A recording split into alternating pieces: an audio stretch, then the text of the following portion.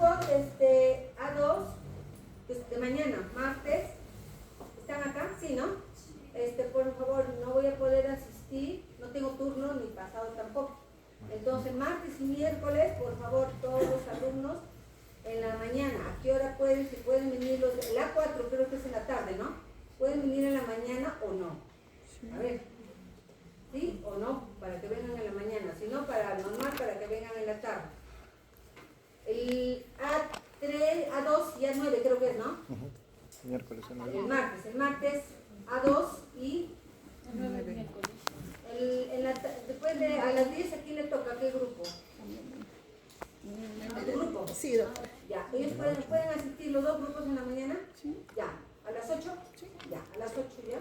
Y en la tarde el grupo A9 y A4. ¿Pueden? ¿A4? No, A4 es el martes. Miércoles, estoy diciendo. Miércoles en la tarde.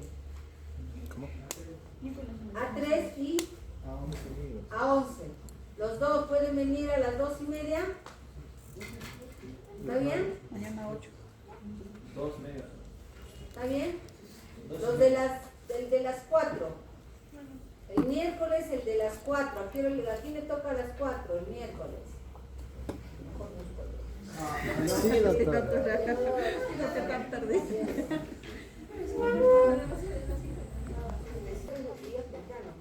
Clemente Chile.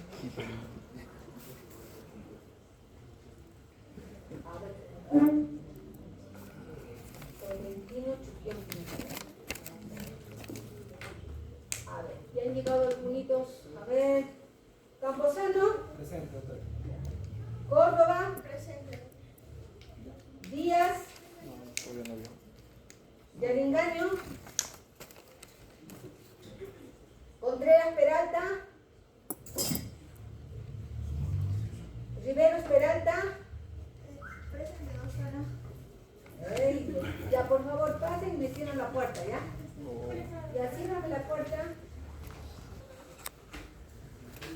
Sedano.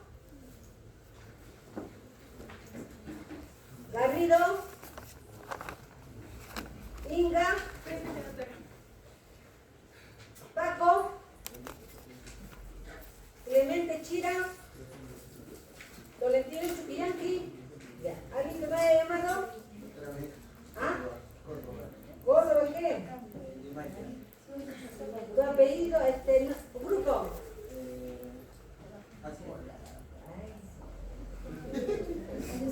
Facundo.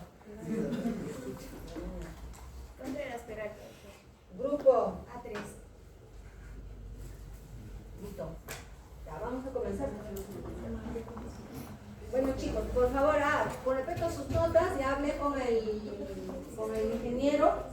Por favor, las notas entran al intranet y en el intranet ustedes van a ver sus notas. ¿Ya? ¿Tú crees que hay jalados? No, no me digas eso. Porque me da más miedo. Sí, a ver. Un documento, ¿ya? Vamos a continuar entonces con rehabilitación traumatológica y reumatológica. ¿Ya? Ya llamé lista por si acaso cualquiera que entre ya no tiene presente. Listo. A ver, con respecto primero a hacer un recordario sobre lo que es la fisiología, un poquito de las fracturas, principalmente, ¿no? Bueno, esto ustedes ya saben. Y en lo que es rehabilitación, las fracturas es una solución de continuidad de un hueso producido bruscamente, ¿no? Pueden ser por factores predisponentes, soledad avanzada, la osteoporosis, las caídas, o se pueden clasificar en traumáticas, refractivas y patológicas, pero también tenemos las fracturas cerradas y abiertas, ¿no? Las más complicadas son las fracturas abiertas, ¿no? Que va a limitar el inicio de su terapia, ¿no? De su rehabilitación por el sangrado y la infección. Entonces, tenemos las fases de la cicatrización ósea. Ustedes ya la conocen. La primera fase es la fase inflamatoria o del coágulo, granulación, no conocida de estos nombres.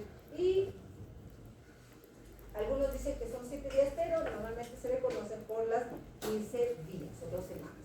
La segunda fase o fase reparativa es el estadio en callo blando, callo duro, callo suave, callo duro, ¿no?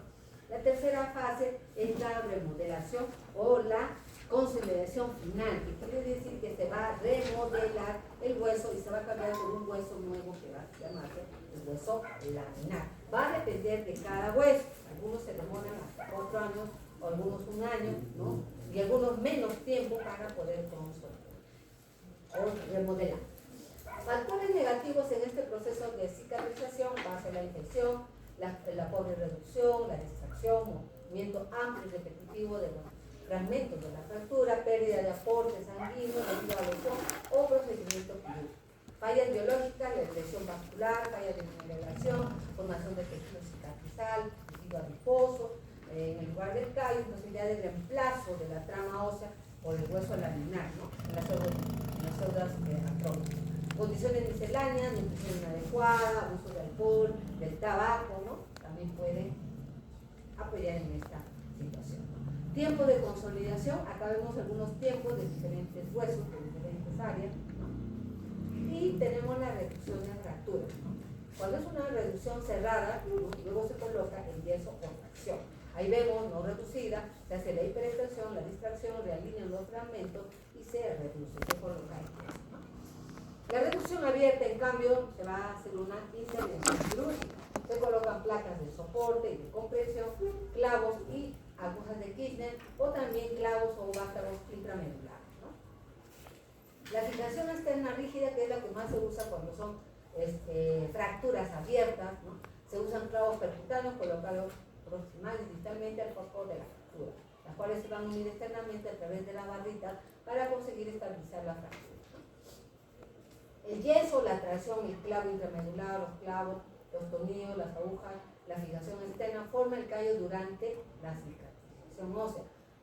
Esto se llama entonces lo que es la consolidación secundaria. En cambio, las plaquitas, como se van a fijar, a veces nos van, casi siempre, van a retardar la consolidación.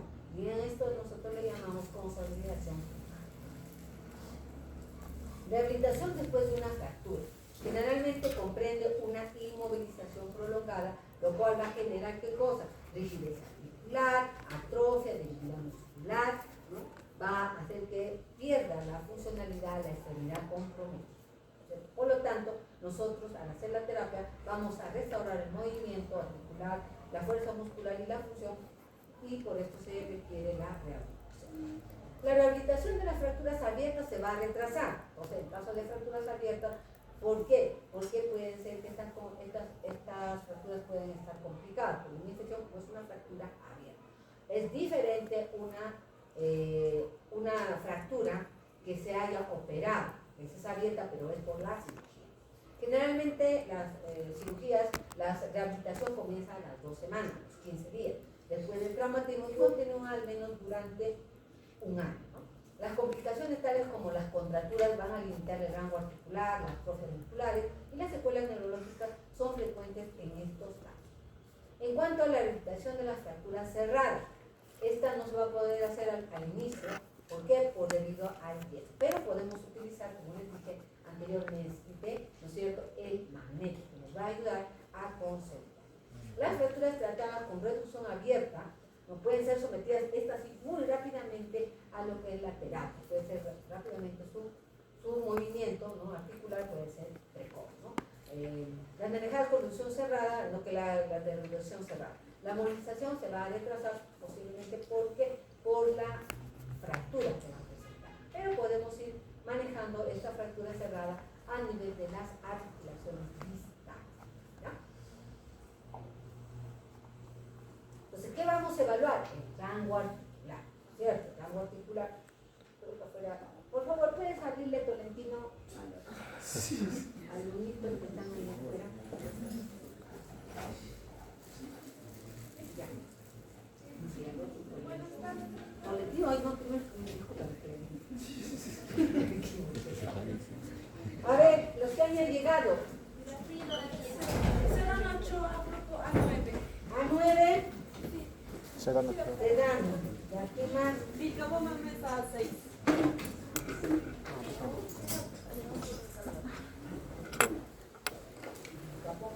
¿Qué más? 4 a Quinto mueras a 7, doctora. Y ahí engaño a dos. ¿Ya le engaño? Sí, a dos. ¿Y más? A 11 es mentira.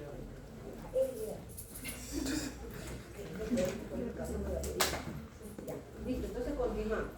En lo que es la evaluación para nosotros poner la terapia, entonces vamos a ver cómo está con el rango articular, ¿no es cierto? Vamos a ver si hay una rigidez articular o si hay compromiso de los tendones. Si vemos que se completa el rango articular, entonces vamos a saber que acá en lo que está comprometida son los tendones. Díganme, en cambio, si no podemos, entonces ya podemos pensar que hay una rigidez articular.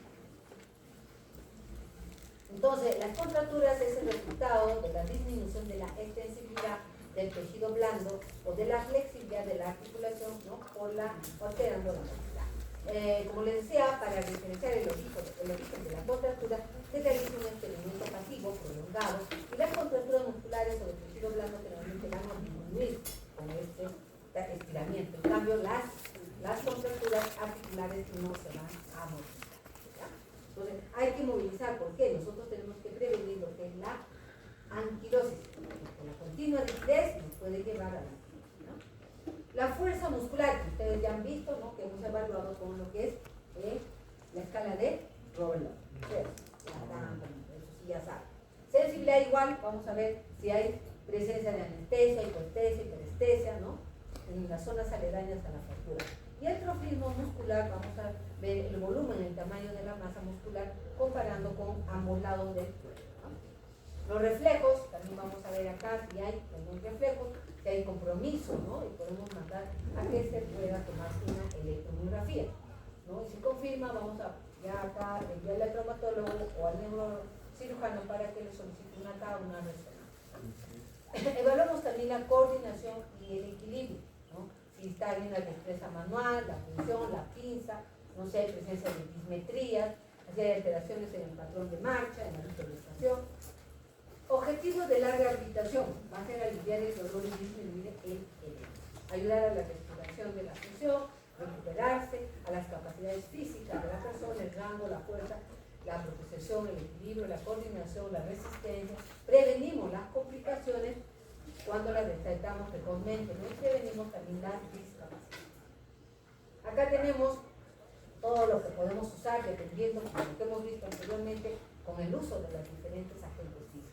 Termoterapia, frío, calor profundo, electroterapia, corriente de baja frecuencia, de mediana frecuencia, de alta frecuencia, masoterapia, fisioterapia, ejercicio para mejorar el rango, para estiramiento, para fortalecimiento, cadena cinética cerrada, cadena cinética abierta, ejercicio para mejorar la coordinación, equilibrio, control muscular, marcha y función, ¿no? Entonces, vamos a tener diferentes etapas en la rehabilitación de la fractura. La primera etapa va a ser cuando el paciente está hospitalizado. Puede estar con yeso, con férula, vendaje, no es el postoperatorio inmediato. Entonces, ¿qué vamos a tratar acá? El alivio del dolor, ¿no? Y edema, mejorar el rango, la fuerza muscular, la sensibilidad, la propiocepción, mantener la función y prevenir las complicaciones. La segunda etapa va a ser cuando ya se le retire el yeso, el nuevo vendaje, postoperatorio, ya viene el paciente en forma ambulatoria y vamos a aliviar el dolor y el edema. La tercera etapa, ya el paciente puede venir sin dolor o dolor leve, con rango todavía no funcional, pero la fuerza muscular ya mayor de 3, que quiere decir, mayor de 2, que quiere decir que ya vence la gravedad, ¿no? Porque sería 3, fractura consolidada o estabilizada. Y la última etapa es que el paciente ya viene sin dolor, un rango muy funcional, ¿no? Y su fuerza muscular mayor de 3, que ya es 4, que vence la resistencia moderada, ¿no? Entonces, nosotros con esto, nosotros terminamos en la última etapa, donde nosotros vamos a hacer un uso de ejercicios biométricos y de algún deporte para darle alta al paciente. Vamos a verlo adelantito, ¿ya? Primero hemos visto, en general, es muy parecido tanto lo que es fracturas con lesiones de partes blandas. Ahora, partes blandas tenemos lo que es dolor agudo en las contusiones, desgarros, abluciones, espasmo muscular, calambre muscular, dolor inducido por ejercicio. En lo que es dolores crónicos, tensión muscular, deficiencia muscular, síndrome de dolor miofacial, fibromialgia, lesiones crónicas, tendinitis, tendinocinovitis crónica. En lo que es ligamentos, lesiones agudas, desgarros, lesiones crónicas, bursitis crónicas y calcificadas, y en bursa lesiones agudas en bursitis aguda, ¿no? En lo que es menisco, lesiones agudas tenemos desgarro de menisco, en lesiones crónicas las discopatías, en los discos intervertebrados tenemos las hernias del núcleo pulposo, en las cápsulas articulares y membranas sinoviales tenemos las lesiones agudas, las capsulitis, la sinovitis, los desgarros capsulares, las lesiones crónicas, capsulitis adhesiva, sinovitis crónica, en el cartílago, malasia, la artrosis y bueno, todo lo que son lesiones de parte. En lo que respecta a la rehabilitación, acá lo vamos a hacer mucho más preciso. En lo que es la primera etapa, como les decía, es el postoperatorio inmediato, va a haber dolor de moderado a severo, edema de moderado a severo, y acá vamos a utilizar las diferentes técnicas, ¿no? Dependiendo de las indicaciones y contraindicaciones del paciente. Podemos utilizar crioterapia, termoterapia, electroterapia, movilizaciones, control postural, movilización, ayudas biomecánicas y medicación, ¿no? ¿Qué es lo que vamos a hacer? Aliviar el dolor y el edema, mejorar y mantener el rango articular, movilización activa y pasiva, mejorar la fuerza muscular con ejercicios isométricos, isotónicos, mejorar y mantener la propiocepción, masoterapia superficial, movilizaciones, pautas de trabajo con las diferentes texturas, ¿no? Y ejercicios para mejorar el equilibrio y la coordinación. Mejoramos y mantenemos la función, enseñándole el uso de ayudas biomecánicas, tal vez el bastón, el andador, hiperestación con descarga o sin descarga, dependiendo de cada paciente, realizar marchas, actividades de la vida diaria y prevenimos las complicaciones, ¿no? Evaluando siempre el trofismo y la sensibilidad. Control postural, la ayuda si necesitas, ayudas biomecánicas, evitar la bipedestación prolongada, porque así no estamos apoyando al paciente, evitar marcha prolongada y ejercicios respiratorios. En la segunda etapa, ¿no? Ya vamos a ver al paciente que viene en forma ambulatoria. Entonces acá vamos a encontrar que el paciente va a presentar dolor leve a moderado, sin edema o edema leve. Alivio del dolor y edema, eso va a ser nuestra meta.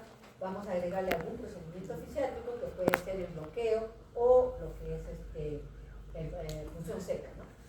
Mejorar y mantener rangos articulares, termoterapia superficial y profunda, masaje descontracturante, movilizaciones, mejorar y mantener la fuerza muscular con corriente estimulante, mejorar y mantener la sensibilidad y propiocepción, mejorar y mantener la función de inicio de uso de la extremidad afectada y prevenir las complicaciones.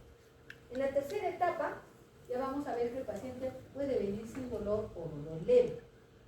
También puede venir, acá casi no vamos a encontrar edema.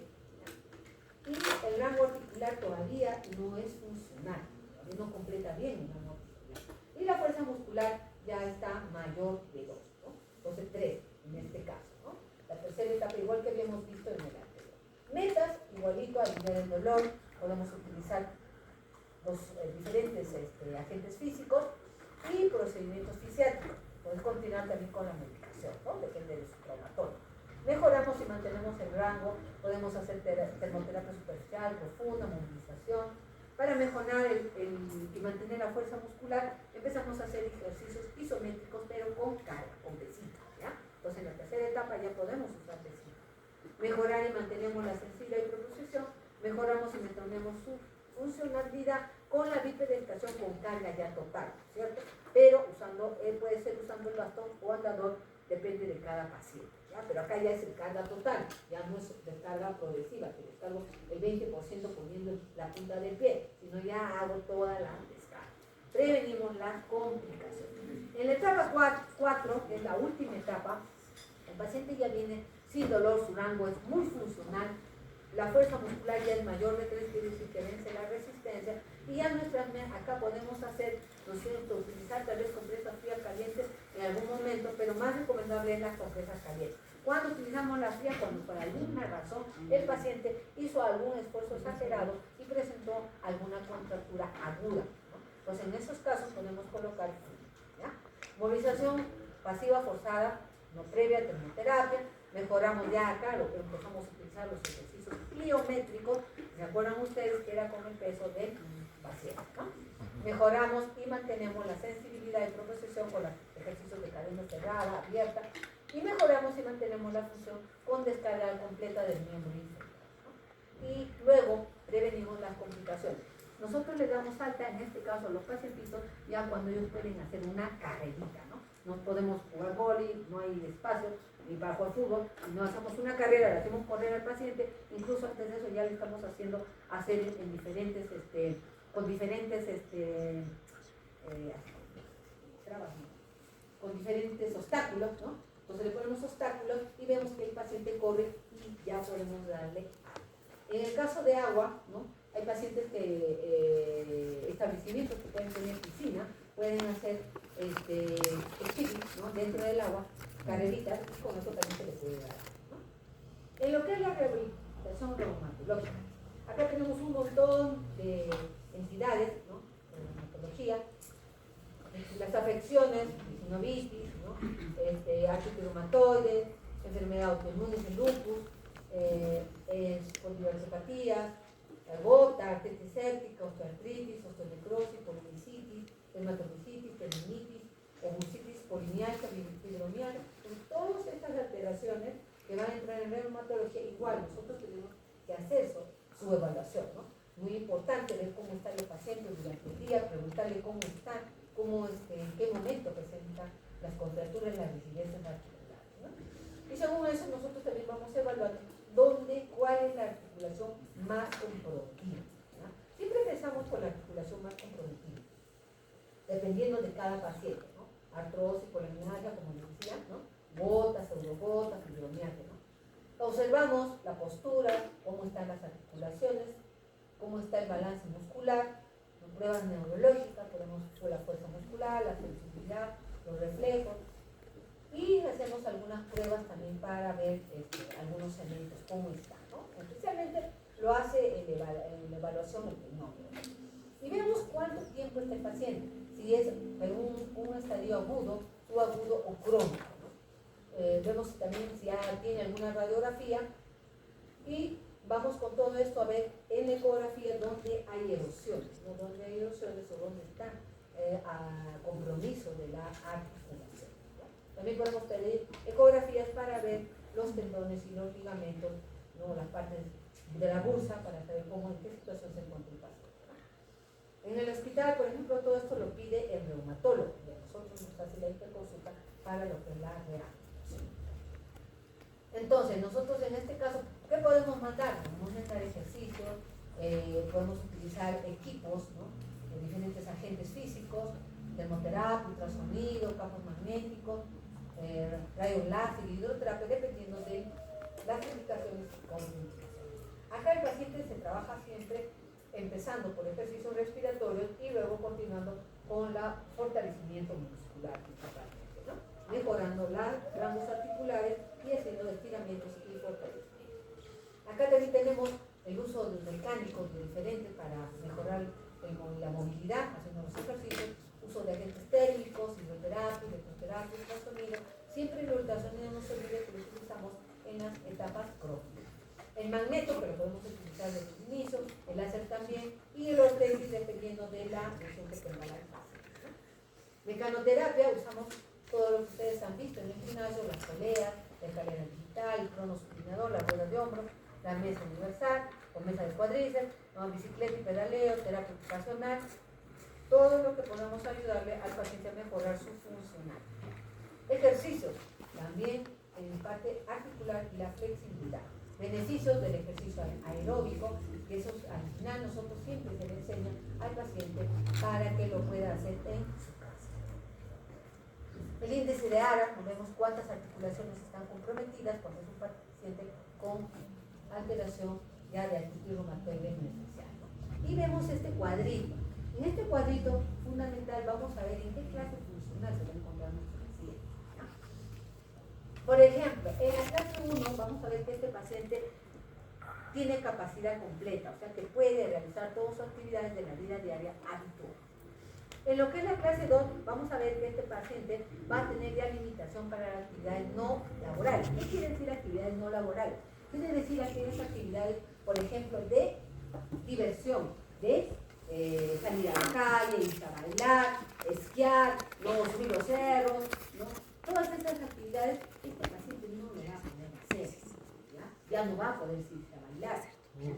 Entonces este paciente va a ir va a tener limitaciones para hacer sus actividades no laborales o de diversión, ¿no? Entonces, ¿qué va a poder? Sí, todavía va a poder trabajar. Se le habrá hacer una rubricación laboral para que este paciente continúe laboral, ¿ya? En la clase 3, en esta clase el paciente ya no va a poder ni siquiera tampoco ir a trabajar, ¿ya? Va a tener mucha limitación para hacer su trabajo y para divertirse, ¿no? Que ya no lo podía hacer en la clase 2. Pero todavía esta persona va a poderse peinar el pelo, comer, ¿no? Todavía va a poder. Y en la clase 4, este paciente ya va a ser un paciente dependiente, ya no va a poderse peinar, no va a poder comer, no va a poder hacer sus actividades del cuidado personal. Entonces, podemos evaluar también a lo que es las pacientes con artritis con la escala de EVA, ¿no? Ustedes ya, ¿no? Entonces, esto es con respecto a lo que es la rehabilitación traumatológica y neurológica. En lo que es la rehabilitación del sistema nervioso. Entonces, como ustedes ya saben que la neurona y la unidad funcional, bueno, esto un poquito lo vamos a pasar. Y lo principal acá, lo que nos importa es qué tipo de lesión neurológica tiene el paciente. Eso es muy importante. Si es una neuropraxia, si es una axonesis o una neuromesis, ¿ya? Dependiendo de eso. ¿Y cuál ha sido su lesión? Si se va a reparar, no lo repararon, lo dejaron así. Entonces, ¿cómo nos llega este paciente? Principalmente, muchos de los pacientes nos llegan con neuropraxia, ¿ya? Una parálisis transitoria con conservación de la sensibilidad. Entonces, ¿qué hablamos de neuropraxia? Hablamos cuando se fueron todas las neuronas de shock, ¿cierto? No hay ni línea. Entonces, se interrumpe la conducción nerviosa. Entonces, el paciente tiene una parálisis, ¿no? En ese caso, es una neuroplasia. Eso se va a mejorar. En el tiempo va a mejorar. Nosotros, ¿por qué hacemos terapia entonces si se va a mejorar? ¿Cierto? ¿Por qué? Porque si la paciente no muere, ¿qué va a haber? Atrofia muscular. ¿Qué más? A ver, rigidez. ¿No es cierto? Entonces, por eso nosotros tenemos que mantener la funcionalidad. La axonomesis es el otro tipo, que es la ruptura ya de los axones con degeneración, pero que está conservado el tejido conectivo de soporte. En lo que es la axonomesis tenemos dos tipos, uno que es el 2 y el 3, y que en este caso vamos a tener una axonomesis que se puede recuperar a pesar de haberse comprometido el axón, pero va a demorarse, incluso a veces 1 año, 2 años. En el caso ya que pasen los 2 años y no mejorado, va a quedar una secuela, es una axonomesis grave. Y por último, la neuromesis, que es la interrupción total del nervio. Acá, si no se hace la intervención quirúrgica lo más antes posible, va a quedar una secuela y no va a haber recuperación espontánea. Entonces nosotros, vamos a ver acá tenemos en lo que es la clasificación de célula y Sutherland, ¿no? Neuropraxia o lesión de primer grado, axonomesis o lesiones de segundo grado, lesiones de tercer grado, cuarto grado, ¿no? Y neuromesis o lesiones de quinto grado. Va a depender mucho uno de la reparación, si se llega a no reparar el nervio en el caso de la neuromesis, ¿ya? Y depende del tipo de lesión también para que se pueda reparar. Entonces, ¿qué encontramos en una neuropraxia? Vamos a encontrar un déficit motor total, ¿no? Déficit sensitivo mínimo nulo, déficit vegetativo mínimo nulo. Con la electromiografía vamos a ver que persiste la conducción distal, no hay actividad voluntaria y anatomopatológica hay una desminimización selectiva, no atrofia muscular. En la axonomesis sí tenemos todo igual, déficit motor, déficit sensitivo, déficit vegetativo y hay una interrupción de la conducción, hay fibrilación en reposo, no hay actividad voluntaria. Y hay una degeneración valeriana del axón, atrofia muscular progresiva, en este caso en la axonomesis. Igual, muy parecido es en la 3 y en el 4, ¿no? En el 3 vamos a tener una desminimización, interrupción del axón, degeneración valeriana del axón y fibrosis intrafascicular. En la 4, también igual, vamos a tener una desminimización, interrupción del axón, degeneración valeriana del axón, rotura del perineuro, fibrosis intra y perineural, por este caso nos va a dejar una secuela.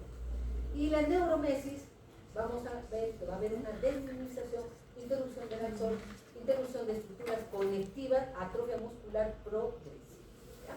Entonces va a depender mucho del tipo de lesión que tiene este paciente. Entonces nosotros vamos a valorar cómo está el paciente, la actitud, la potencia muscular, los reflejos, ¿no? Y la musculatura paralizada. Podemos valorarlo con el uso de la electromiografía y vamos a ver cuáles van a ser nuestros objetivos para el tratamiento fisioterapéutico. Aliviar el dolor, estimular la circulación para disminuir la incidencia de trastornos tróficos y la adaptación funcional para las actividades de la vida diaria y laboral, ¿no? En lo que es articular, mantener la articulación para prevenir la rigidez y anquilosis, prevenir y corregir las deformidades articulares, y en lo que es la parte muscular, proteger los músculos paralizados y la piel anestesiada de lesiones, proteger asimismo las distensiones o acortamientos que se produzcan por fuerza sin oposición y presiones o tensiones que puedan actuar desde afuera, ¿no? Mantener el trofismo de los músculos dañados mediante el masaje, la aplicación del calor, corrientes excitatorias, ¿no? Corriente de acá, el TENS, por ejemplo, es muy importante. Facilitar el inicio de la contracción muscular, recuperación progresiva de la fuerza muscular y los afectados de distraer los músculos que puedan sustituir. Tenemos qué tipos de síndrome de Guillain-Barré, por ejemplo, también una llamada Guillain-Barré-Landry, aunque su nombre oficial es parálisis motora ascendente aguda, ¿no? Entonces, acá hubo, en el hospital Carrión, hubo un brote durante el año 2017, aunque ahora ya se ha hecho epidemia, ¿no? Entre 20 y 50 años, pero también hay en niños, ¿ya? No solamente en esta edad, sino también se ha presentado en niños, ¿no? Existen otras parálisis ascendentes que no son el Guillain-Barré, como la hepatitis vírica o la mononucleosis infecciosa, ¿no? Patología del Guillain comienza con pérdida de la fuerza de forma muy aguda, predominante en los miembros inferiores, sin haber normalmente alteraciones de la sensibilidad, ¿no? Debilita miembros inferiores, asciende a lo largo del tronco, luego miembros superiores e incluso pares craneales, ¿no? No me acuerdo ahorita el nombre, el que produce una oftalmoplegia. Lamberito. No, es un Guillain-Barré, pero tiene otro nombre. La velocidad de conducción nerviosa sensitiva está más reducida e incluso afecta la musculatura cardíaca, ¿no? Y puede provocar arritmia, sinusales y presión sanguínea variable. Con el tiempo, la LVA se torna una parálisis flácida, reflexica, ¿no? Entonces nosotros vamos a ver toda esta sintomatología, ¿no? Desde el inicio el paciente va a tener dificultades principalmente para la marcha y tiene un prodromio, ¿no? Donde puede ser una infección, puede ser una gastroenterocolitis o una infección también por un virus, ¿no? El 50-70% se recupera en forma total de 6 a 12 meses, 5 a 10% fallecen por parada de la musculatura respiratoria y el resto queda con secuelas. Tuvimos varios pacientes con secuelas en el año 2017 y muertes también. El tratamiento fisioterapéutico en la fase prodrómica no vamos a tener ningún tratamiento. El tratamiento va a empezar en la fase de extensión, el estado y la recuperación, ¿ya? En el tratamiento comienza entonces en la fase de extensión. Puede haber dolor, impedir la terapia, nos colocaremos al paciente en una postura que se evite las retrasiones, las malas posturas, ¿no? Las caderas en extensión, evitando la rotación externa, la rodilla también en extensión, y el pie en ángulo recto. Le podemos usar que utilice unas zapatillitas para que se mantenga en ángulo recto, o también darle una ortesis, ¿no? Para que se mantenga el pie en ángulo recto, no en el pie, ¿no?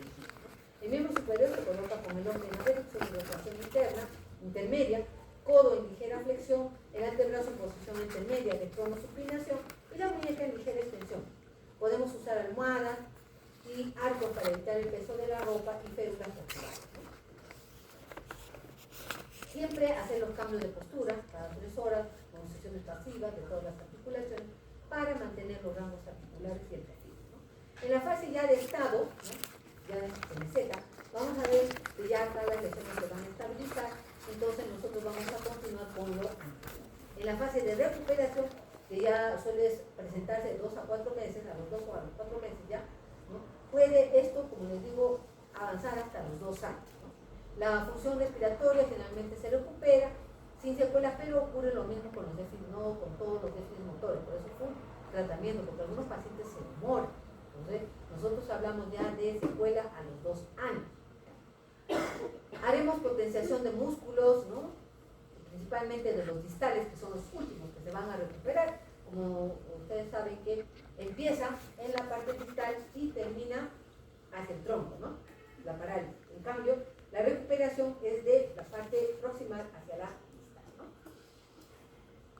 Conseguimos la verticalización del paciente utilizando las mesas de hiperestación, los ejercicios en colchoneta, ¿no?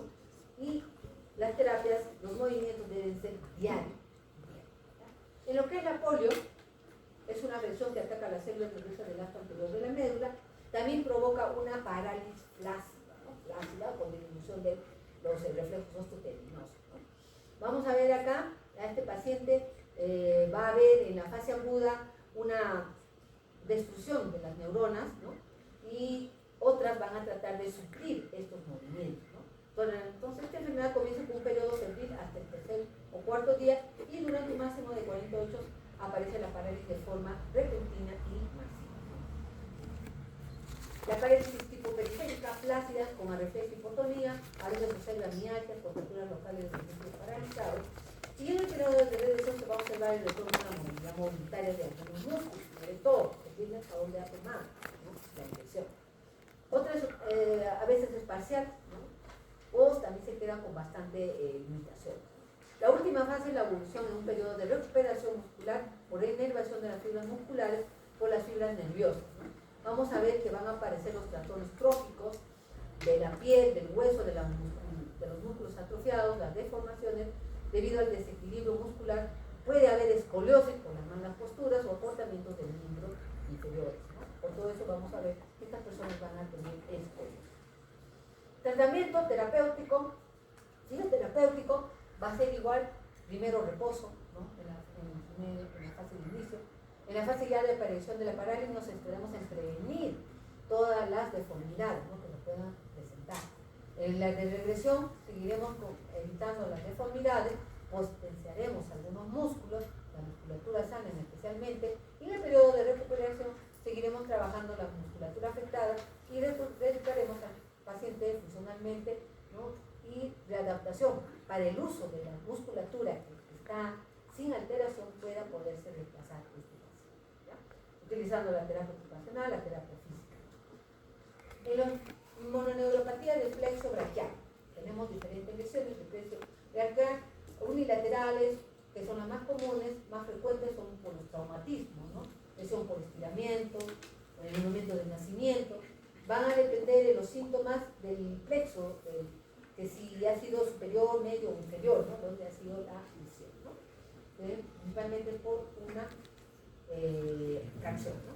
Parálisis de Duchenne de C5 a C7, de Complicated de C8 a T1, ¿no? Y las otras lesiones que tenemos, la lesión del nervio cubital, ¿no? También conocida como la lesión del manito en garra, ¿no es cierto? ¿No? Que está por el nervio lesionado, ¿no es cierto? En este caso va a ser el nervio cubital, que puede ser la lesión a nivel de la muñeca, ¿no? El antebrazo. Entonces, ¿qué vamos a tener? Primero saber, ¿no? Que el nervio cubital inerva la parte interna del flexor común profundo de los dedos, los músculos de la evidencia hipotenar, lumbricales, cuarto y quinto dedo, ¿no? Este nervio se lesiona sobre todo en el codo debido a fractura o luxación del artículo y también puede resultar atrapado en la parte cubital, ¿no? A nivel de la palma de la mano. La parálisis cubital completa origina una mano en garrita, ¿no? Con atrofia de los músculos pequeños de la mano e hipertensión de los dedos a la altura de la articulación metacarpofalángica, ¿no? Con flexión de las interfalanges. El trastorno sensitivo se localiza en el borde cubital de la palma de la mano, ¿no? En el quinto dedo y en la cara cubital del cuarto, ¿no? Tenemos la lesión del nervio mediano, conocido como la mano del predicador, ¿no? Este nervio mediano va a inervar los músculos pronadores del antebrazo, los pronadores del carpo, de los dedos y del abductor corto y oponente vertical, ¿no? Puede lesionar a nivel de la axila o las luxaciones del hombro, en el codo, a nivel del radio o húmero, en fractura de colis, puede sufrir compresión a la altura del carpo, ¿no? Conocido como el síndrome de túnel cardíaco. La parálisis de este nervio va a originar una incapacidad para la pronación del brazo, ¿no? Pronación del codo, ¿no? Debilidad en la flexión de la muñeca y dedo, sobre todo en el índice y el pulgar, lo que va a dar en la mano del predicador, ¿no? Parálisis en abducción y oposición del pulgar. El trastorno sensitivo se localiza localiza en la zona externa de la palma de la mano y los 3 primeros dedos, ¿no? Por eso la mano derecha. Y la más conocida, más frecuente, es la lesión del nervio radial, ¿no? Este nervio radial va a innervar los núcleos extensores del brazo, muñeca y dedos y el abductor largo del pulgar. El territorio sensitivo abarca la zona posterior externa del brazo, antebrazo y una pequeña área en la porción radial del brazo de la mano. Entonces se puede lesionar a nivel de la axila, por una parálisis por presión de la muleta, pero más frecuente es en el brazo, ¿no? Cuando gira alrededor del húmero como consecuencia de una fractura de este húmero, ¿no? Por encima del tercio inferior, si se lesiona, se produce la parálisis de todas las funciones del nervio. En las lesiones situadas en la porción inferior, cuando ya ha inervado el tríceps, no hay alteración de la extensión del codo, ¿no? Entonces solamente de la mano, el péndulo, ¿no? Mano caída, ¿no? Luego tenemos el nervio músculo cutáneo, que está inerva el bíceps y el braquial anterior. La lesión es consecuencia de una fractura en el húmero o por un traumatismo directo, ¿no? Rara vez se lesiona solito, ¿no? El circunflejo, encargado de la inversión de todo el deltoides y del hombro menor, se lesiona sobre todo en luxaciones del hombro, en las fracturas del cuello del húmero, produce entonces atrofia del deltoides, con capacidad para la reducción del hombro y la elevación, y la zona de sensibilidad alterada sobre la cara externa del hombro, ¿no? En lo que son los plexos, ¿no? El plexo lumbosacro, acá también vamos a ver que también va a haber lesiones. Uno es la lesión del nervio femorocutáneo, que nos va a dar la meralgia parastésica. Puede ser también por presión, por el uso apretado de alguna prenda de vestir. Es un nervio sensitivo que inerva la cara anterolateral del muslo, desde el ligamento inguinal hasta la rodilla. Su lesión se debe a las compresiones del nervio a nivel del arco crural y provoca parestesia en distribución cutánea, ¿no? Así como trastorno sensitivo conocido como la meralgia parestesia. El nervio crural, que inerva el músculo psoas-ilíaco, flexor de la cadera y cuádriceps. El territorio sensitivo va a comprender la cara anterolateral del muslo y la pierna hasta el mayor. El nervio se puede lesionar en fracturas y luxaciones de cadera y fracturas de pecho. Se puede afectar también por tumores pélvicos o lesiones retroperitoneales. Su lesión causa parálisis de la extensión de la rodilla. Tiene dificultad para extender la rodilla. Y si la lesión es anterior a la salida de este nervio, para el psoas también habrá dificultad para la flexión de la cadera, ¿no? El psoas flexión. Nervio ciático va a inervar los músculos de la parte posterior del muslo y de todos los que están por debajo de la rodilla. Este territorio sensitivo comprende la cara posterior del muslo y cara externa de la pierna. Su lesión puede ser por fracturas de pelvis o fémur, o heridas en la nalga o muslo por proyectil, por acostarse o tentarse en posturas defectuosas, comprimiendo el nervio en la parte baja de la nalga o por afecciones en el glúteo bajo. En la parálisis ciática completa, no se puede flexionar la rodilla y los músculos por debajo de la rodilla están paralizados con anestesia cutánea en zona inervada por él. Y el reflejo aquí ya no estará abolido. Esto es cuando hay la lesión completa del nervio ciático. Ahora tenemos dos lesiones, una del nervio ciático profito externo, que es el nervio del nervio ciático en la fosa poplitea, va a inervar los dorsiflexores del pie y los dedos y los eversores del mismo, y lleva a la sensibilidad del dorso del pie y la cara lateral a la cara de la mitad inferior de la pierna. Puede ser lesionado por una fractura a nivel superior del peroné y por compresión del cuello del peroné. También por una neuropatía diabética, ¿no? Su parálisis que va a ocasionar un pie caído al andar, arrastra la punta del mismo y no puede caminar en talones, ¿no? Entonces, este no va a poder caminar en talones. El otro es el nervio ciático interno. Este nervio es la otra rama del ciático que va a inervar el tríceps y los flexores plantares del pie y de los dedos, ¿no? Su lesión origina una incapacidad para ponerse de puntita y alteración de la sensibilidad en la cara posterior de la pierna. Puede lesionarse a la altura del canal tarsiano, ¿no? Entonces tenemos dos lesiones, ¿no? De uno del ciático popliteo externo y el otro interno, ¿no? ¿Cuál es el tratamiento de estas neuropatías? El tratamiento puede ser conservador o por contrario quirúrgico. Va a depender, como les decía al inicio, del traumatismo, ¿ya? Pero en ambos casos se necesita de tratamiento fisioterapéutico, que va a dividirse en atención inmediata, estado de parálisis y estado de recuperación. En la fase de atención inmediata de cuidado postoperatorio, en este caso ha habido una operación de miembro, ¿no? Entonces, una neuroplastía se deberá inmovilizar con yeso para evitar el estiramiento de los extremos supurares tras la operación, al menos durante 2 o 3 semanas.